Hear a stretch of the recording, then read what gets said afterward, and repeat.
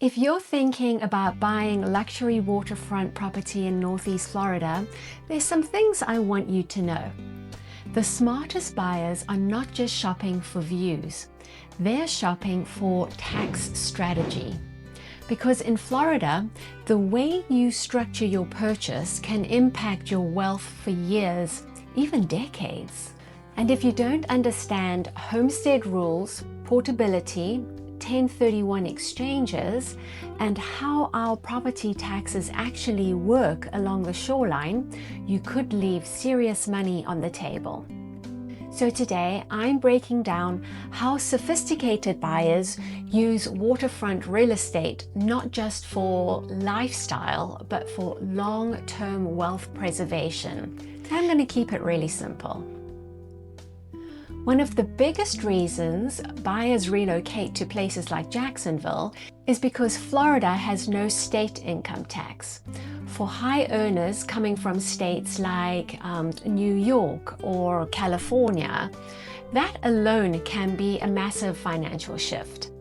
And that's just the beginning. Florida also has unique property tax protections that reward long-term homeowners, especially those who make their waterfront property their primary residence. And this is where strategy starts to matter. If you purchase a primary residence in Florida, you may qualify for the Florida Homestead Exemption.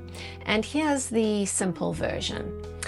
It reduces the taxable value of your home, it protects you from certain creditors, and it caps how much your assessed value can increase each year. And that cap, known as the Save Our Homes cap, limits annual assessment increases, even if your property value skyrockets. So imagine you buy a waterfront home. Over time, waterfront values rise, which typically they do, but your taxable value doesn't rise at the same rate. That gap, that becomes protected equity.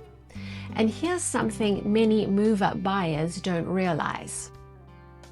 Florida also allows portability, meaning if you sell one homesteaded home and you buy another, even upgrading to luxury waterfront, you can transfer some of that tax benefit with you. And that's huge for long-term residents making a strategic move to the water. Now let's talk investors.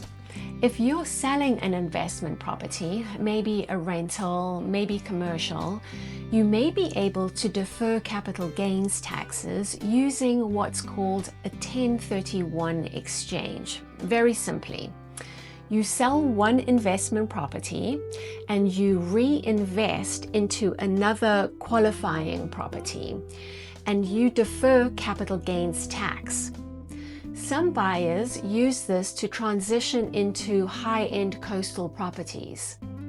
Some move from inland rentals to waterfront assets. Some consolidate smaller properties into one premium location. Now, this is absolutely something you should coordinate with a CPA or tax strategist. But understanding this tool exists, that changes how you plan. So, Florida property taxes are ad valorem, meaning they're based on assessed value. Waterfront property often carries higher assessed values. But here's what buyers sometimes miss. Not all waterfront is taxed equally. Riverfront, marshfront, and oceanfront can assess differently. Improvements like docks and lifts may factor in. And flood zone classifications can impact overall carrying costs. So when I help buyers evaluate a waterfront purchase, they're not just looking at price per square foot. We're looking at long-term tax trajectory, insurance, flood considerations, resale positioning, because luxury ownership isn't just about acquisition, it's about sustainability. Some buyers choose to homestead their waterfront property. Others keep it as a second home. That decision affects tax benefits, rental flexibility, estate planning, and asset protection. There isn't one right answer. There's only the right answer for your goals. And this is where I always tell my clients, your real estate decision should align with your overall wealth strategy, not just a wish list. Waterfront living in Northeast Florida is extraordinary. Sunrises over the river, boat access to the intracoastal, evenings on the dock. But the most sophisticated buyers understand something deeper. Luxury waterfront property here isn't just a lifestyle purchase. It can be a strategic financial move when structured correctly. If you're considering buying waterfront in Jacksonville or anywhere along the Northeast Florida coastline, I'd love to help you think through both the lifestyle and the long-term strategy. Because luxury isn't a price tag, it's a standard of care. And I believe every client deserves that level of guidance. If this was helpful, subscribe. I share weekly insights on Jacksonville waterfront living, from docks and flood zones to market strategy and long-term value. And if you're ready to explore properties, reach out.